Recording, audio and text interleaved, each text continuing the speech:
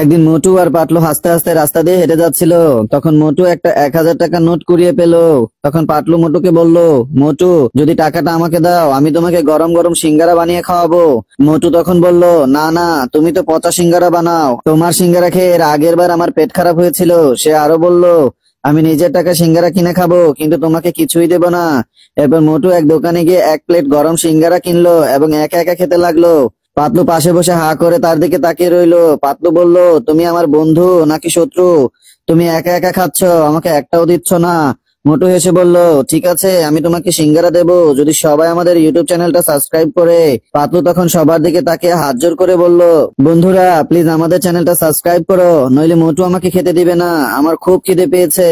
কিন্তু সবাই সাবস্ক্রাইব করার পরও মোটু পাতলুকে সিঙ্গারা খেতে দিল না। বরং সে হাসতে হাসতে বলল, সেদিন তুমি আমাকে আগে টয়লেটে যেতে দাওনি, তুমি নিজে আগে গিয়েছিলে, তাই আজ আমি তোমাকে বোকা বানিয়ে দিলাম।